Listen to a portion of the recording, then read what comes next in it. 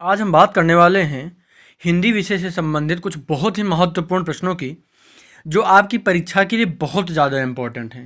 यानी very very important. ये मान के चलिए कि यहाँ से निश्चित तौर पर आपको प्रश्न आपकी परीक्षा में देखने के लिए मिलेंगे ही मिलेंगे।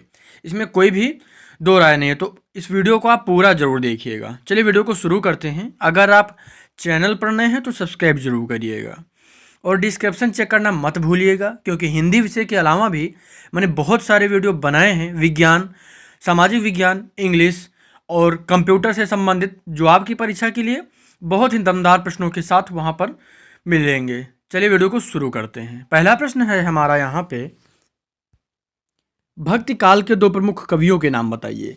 ये इस तरह के प्रश्न आपकी परीक्षा में पूछे जाएंगे कि OMR में अगर आपको दिए जाते हैं तो वहाँ पर प्रश्न में विकल्प होंगे। जैसे भक्ति काल के कवि कौन हैं, तो वहाँ पर आपको बताना होगा। 4 विकल्प रहेंगे। कौन कौन है, तो यहाँ पर 2 लोग हैं, सूरदास और तुलसीदास जी। तो यहाँ पर सूरदास जी और तुलसीदास जी में क्या करेंगे, जो नाम आएगा उन पर हम टिक करेंगे।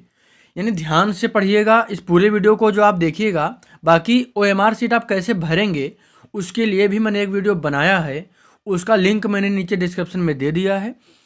आप जाइए उसे ज़रूर देखिएगा, क्योंकि OMR सीट आप कैसे भरते हैं ये सबसे इम्पोर्टेंट है।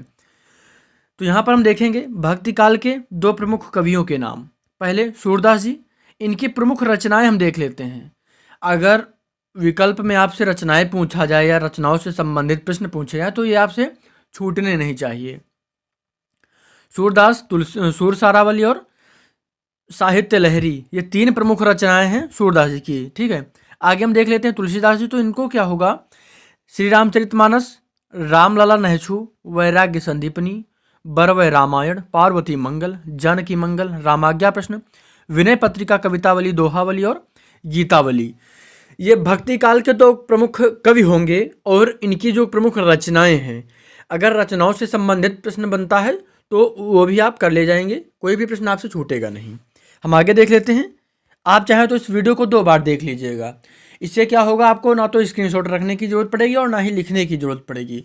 और अगर आप सब्सक्राइब कर लेते हैं तो आपको समय समय पर जो बोर्ड परीक्षा है, बोर्ड परीक्षा से संबंधित अपडेट मिलती रहेगी, जो आपकी तैयारी को और भी बेहतर बनाएंगे। आगे हम देख लेते हैं अगला प्रश्न, द्विवेदी युग की किन्हीं 2 प्रवृत्तियों का उल्लेख कीजिए। प्रवृत्तियों से संबंधित एक प्रश्न आप नोट करके लिख लीजिए, रख लीजिए कि निश्चित तौर पर मिलेगा ही मिलेगा।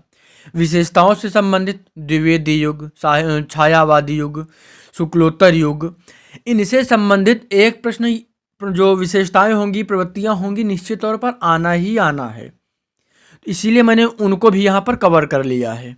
देख लेते हैं, द्विवेदी युग की किन्हीं 2 प्रवृत्तियों का उल्लेख कीजिए। पहला हो जाएगा स्वातंत्र्य युग, द्विवेदी युग और मानवतावादी विचारधारा। ये द्विवेदी युग की 2 प्रमुख प्रवृत्तियां हैं। और हिंदी के किसी एक नाटककार का नाम बताइए, तो हो जाएगा जयशंकर प्रसाद और ध्रुव स्वामिनी।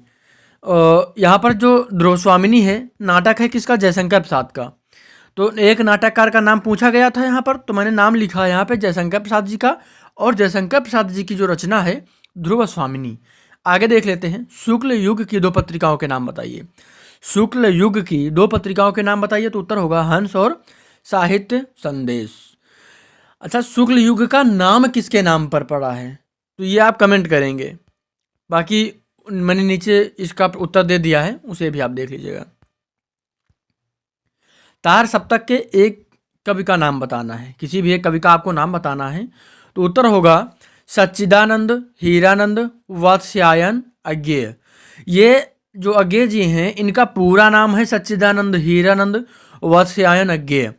तो ये जो है, कई बार इनका पूरा नाम भी आ जाता है अज्ञेय जी का, तो ये पूरा नाम आप याद रखेंगे। और इनकी प्रमुख एक रचना है आंगन के पार द्वार। ये तार सप्तक के संपादक हैं, जो तार सप्तक से संबंधित 4 से 6 प्रश्न बनते हैं, वो भी मैंने नीचे उसका एक पूरा वीडियो अलग से बनाया हुआ है, क्योंकि वीडियो बहुत ज़्यादा लंबा ना हो जाए, इसीलिए मैं छोटे छोटे प्रश्नों को ये मान के चलिए कि छोटे छोटे वीडियो में बहुत कम कम प्रश्नों को आपके सामने देता हूँ, ताकि बहुत ज़्यादा लंबा यानी 1-1.5 घंटे का वीडियो ना बने। और मैंने जो ए लेटर टू गॉड का जो चैप्टर था, उसको मैंने वहाँ पर बनाया है, काफ़ी लंबा वीडियो हो गया था, अगर आपने नहीं देखा है तो उसे आप ज़रूर देखिएगा। वहाँ से प्रश्न आपको बनेंगे तो वो कवर हो जाएंगे वहाँ पे इंग्लिश से संबंधित, उसको भी आप ज़रूर देखिएगा। आगे देख लेते हैं, प्रगतिवादी काव्य की 2 विशेषताएं बताइए। विद्रोह एवं क्रांति की भावना और प्राचीन रूढ़ियों एवं मान्यताओं का विरोध।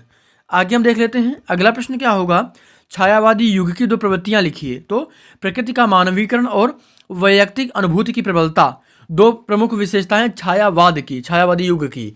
छायावाद के जो लेखक कौन हैं, तो यहाँ पर आपको मैं एक ट्रिक बताता हूँ। पंत प्रसाद निराला। निराला किसका नाम है, तो निराला जी जो हैं सूर्यकांत त्रिपाठी निराला जी, पंत सुमित्रा नंदन पंत, और प्रसाद पंत प्रसाद निराला। तो प्रसाद जी जो है कौन है, जयशंकर प्रसाद, महादेवी वर्मा भी हैं।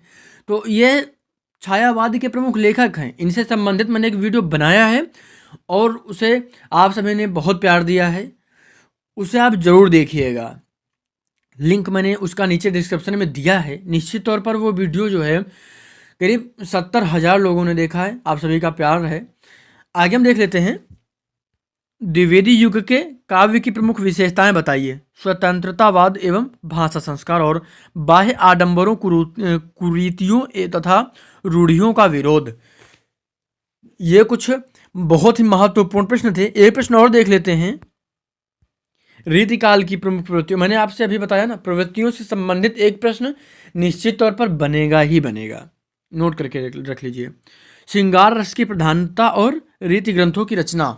ये कुछ बहुत ही ज़्यादा महत्वपूर्ण प्रश्न थे। वीडियो कैसा लगा आपको कमेंट जरूर करिएगा। मैं फिर से कह रहा हूँ, नीचे डिस्क्रिप्शन चेक कर लीजिए, बहुत ही महत्वपूर्ण मैंने वहाँ पे सभी प्रश्नों को कवर किया है वीडियो में। और अगर आप क्वेश्चन पेपर चेक करना चाहते हैं तो मैंने पिछले 3 साल के क्वेश्चन पेपर अपलोड किए हैं, उनको आप जरूर देखिएगा। यानी 22 में 21, 22, 23 का जो पेपर हुए थे उनके क्वेश्चन पेपर मैंने अपलोड किए हैं।